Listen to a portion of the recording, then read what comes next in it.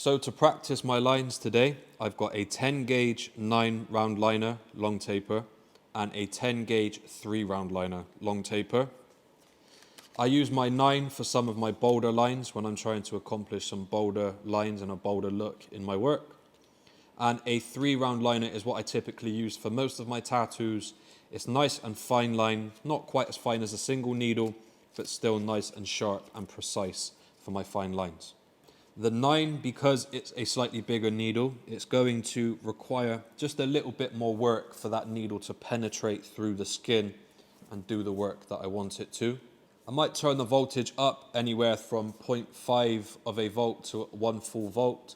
So maybe if I'm using, let's say, anywhere from 7 to 7.5 volts for my 3, I will go somewhere 7.5 to 8 for my 9.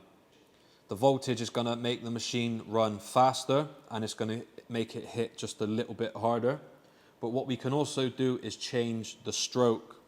The stroke and the throw are the same thing. We can change the stroke or throw in order to make the machine hit harder or softer. The throw is basically like pulling back on a punch. If I've got a short throw, if I'm throwing a punch and not pulling back very much, my power is not going to be very harsh. But if I manage to pull back and I give myself a nice distance for the punch, then I'm going to have much of a harder hit. Our stroke and our throw is exactly the same way. So when it comes to our voltage and our stroke, I might turn up my voltage, turn up my stroke just a little bit so that I can have a harder hit for my bigger needle.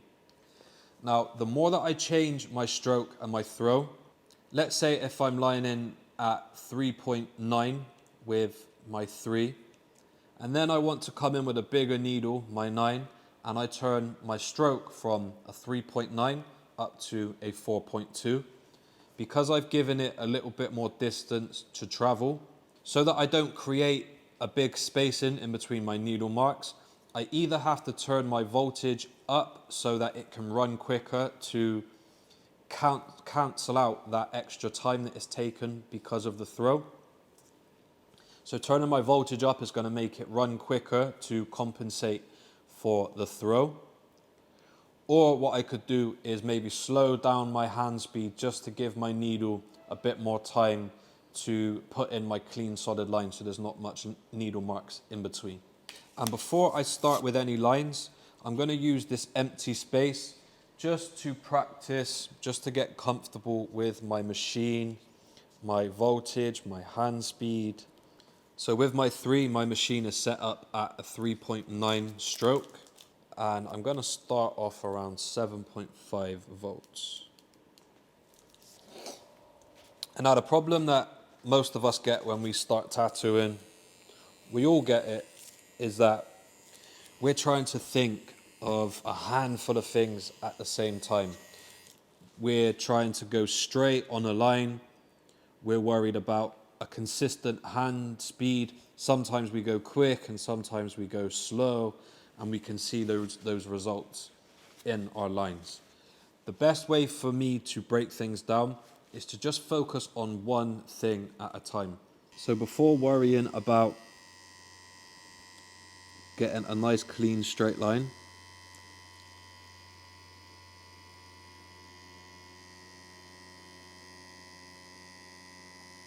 I want to do a wiggly line, and I want to make sure that I feel confident with where the very tip of my needle is. I want to feel confident with my understanding of what the right depth is.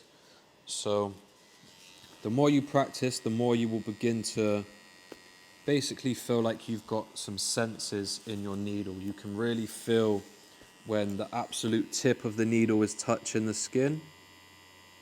Absolute tip is just touching the skin. And once you've got that control, we will try to sink the needle down to the point where we feel like that's putting in a nice, clean, solid line. If I was going not deep enough, if I was just scratching the skin, not going deep enough, you can see that the line is going to look grey and it's not going to look as saturated and solid as some of my other lines here. If I was going too deep, we would be doing damage to the skin.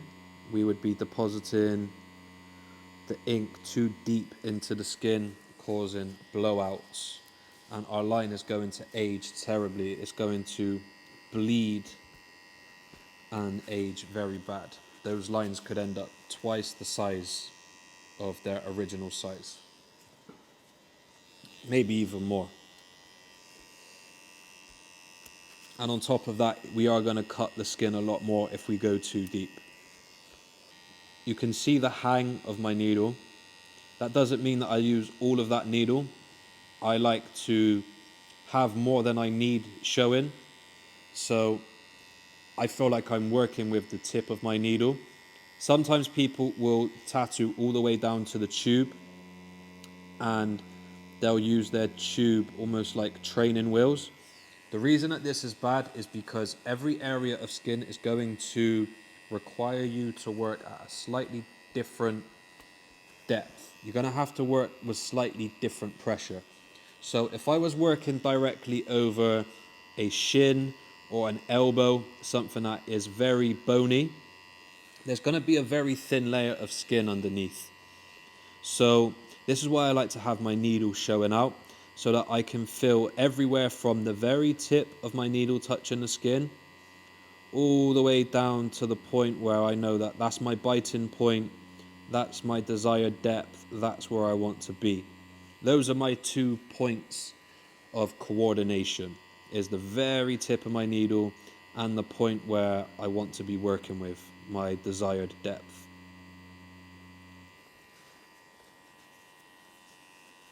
And so what this does, it gets us used to understanding how much of our needle we want to be hanging out.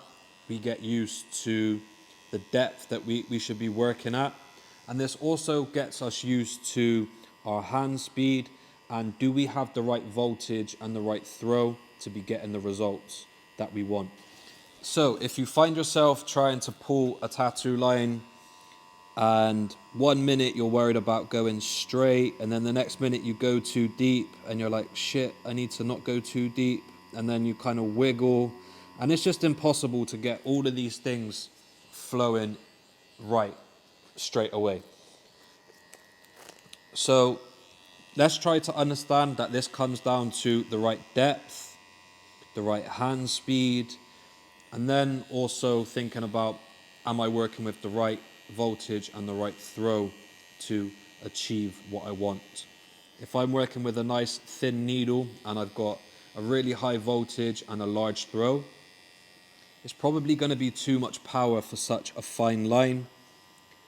I want just the right voltage and throw and hand speed so that I can think logically about the needle moving up and down and depositing ink into the skin. Fake skin, it's a lot harder to tell whether something is too deep or too shallow. There's a lot more results that you get from real skin in terms of swelling, redness, bleeding. All of these things do a lot to tell us whether we're working correctly or incorrectly. We don't really get that on fake skin. This is just a really good exercise for us to come to terms with our tools and our machines and just feeling comfortable with them. Now, some problems that we encounter when we're tattooing is going too fast or going too slow. So similar to my depth, not deep enough and too deep, even if I have the right depth, if I move too quick, I'm not going to give the needle enough time to really penetrate and saturate the skin with the ink. I'm going to be moving too quick. As well as the ink, if I move in too quick, it's very possible that I rip through some of the skin and I do some damage to the skin.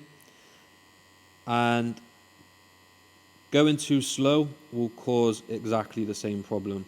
even if I've got the right depth, if I move too slow, not only is the needle hitting the skin too frequently, causing too much damage, but every time that it hits the skin, it's depositing more and more ink into the skin.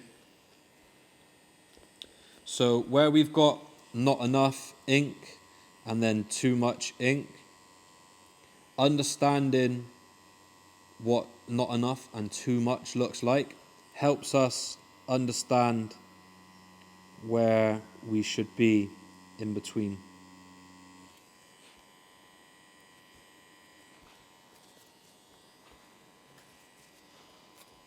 So rather than creating a blowout by moving too slow, we're damaging the skin by moving too slow, and we're depositing too much ink, which is going to cause a blowout and it's going to cause a very messy tattoo. Going too quick is not going to give our needle enough time in the skin to really saturate the tattoo the way that we want it to. This also applies to our shading a little bit later on in the course.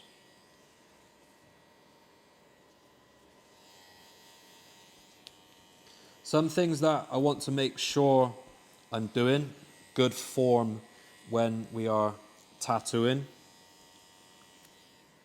So I like to have a little bit of ointment on one hand, and I also rub the palm of my tattooing hand in my ointment, which allows me to glide a little bit easier as I'm outlining.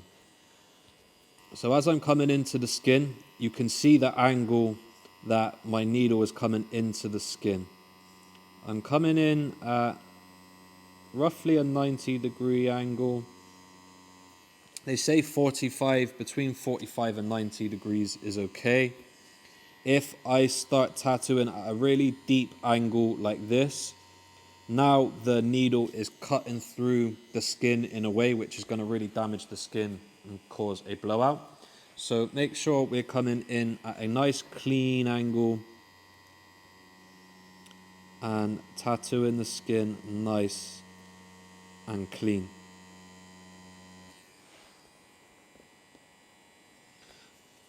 And what about hand speed? I said earlier about moving with a quick and a slower hand speed in different parts.